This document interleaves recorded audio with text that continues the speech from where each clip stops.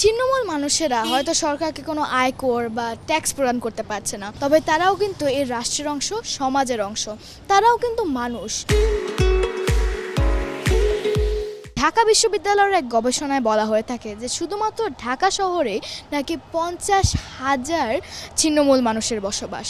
তবে অন্যান্য সংস্থা বলে থাকে যে সারা দেশে 10 থেকে 15 লাখ পথশিশুই আছে। আমরা কিন্তু জানি না যে আমাদের দেশে আসলে কতজন ছিন্নমূল মানুষ বা পথশিশুর বসবাস, তবে আমরা জানি যে সংখ্যাটা নিশ্চয়ই কম নয়। নতুন সরকার আসে যায়, নতুন বাজেট ঘোষণা করা হয়, তবে এই মানুষগুলোর জন্য যেন কিছুই করা হয় না।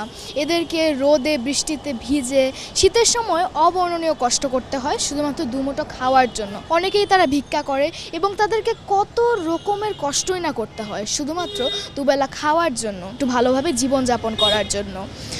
যে ক্ষমতায় আসুক না কেন, এই মানুষগুলোর কথা যেন কারোরই কিছু যায় আসে না। অনেক ছিন্নমূল মানুষই পথশিশুরা রাস্তা থেকে প্লাস্টিক সংগ্রহ করে, ফুল বিক্রি করে, ভিক্ষা করে। তবে অনেকেই কিন্তু নেশাদ্রব্যের সাথে যুক্ত, পকেটমারি, চুরি, ডাকাতি, ছিনতাই এই ধরনের কাজও করে থাকে, যেগুলো অন্যায়।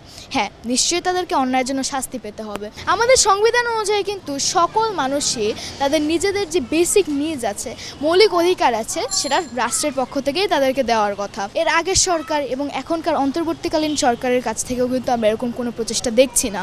হ্যাঁ, অন্তর্বর্তীকালীন সরকারের সময় খুবই কম এবং তারা অলরেডি অনেক কাজ করছেন, তাদের প্রচুর কাজ আছে। তাদেরকে নিয়ে যদি কাজটা শুরু করা হয়, তাহলে এর পরবর্তীতে যারা আমাদের ক্ষমতায় আসবেন, যারা সরকার আসবেন, তারা সেই পথ অনুযায়ী চলতে পারবেন এবং এই মানুষগুলোকে নিয়ে আমরা ভাবতে পারবো এই মানুষগুলো তাদের যে বেসিক নিডস আছে, মৌলিক অধিকার আছে, সেগুলো পাবে। ছিন্নমূল মানুষেরা হয়তো সরকারকে কোনো আয়কর বা ট্যাক্স প্রদান করতে পারছে না। তারা নামি দামি বিলাসবহুল সব গাড়ি বা পণ্য কিনে আমাদের অর্থনীতিতে বড় কোনো অবদান রাখতে পারছে না, তবে তারাও কিন্তু এর রাষ্ট্রের অংশ, সমাজের অংশ। তারাও কিন্তু মানুষ। তাদেরকে যদি আমরা সঠিকভাবে টেক কেয়ার না করতে পারি, তাদেরকে যদি আমরা অবহেলায় ফেলে দেই, তাহলে কিন্তু তারা আমাদের সমাজের একটা ক্ষত হিসেবে দাঁড়াবে। আবার এদেরকে যদি আমরা সঠিক মনোযোগ দেই, এদেরকে যদি আমরা তাদের মৌলিক চাহিদা, মৌলিক যে বেসিক নিডসগুলো আছে, এগুলো যদি আমরা তাদেরকে দিতে পারি, তাহলে কিন্তু আমাদের সমাজের সম্পদ হিসেবেও তারা দাঁড়াতে পারে।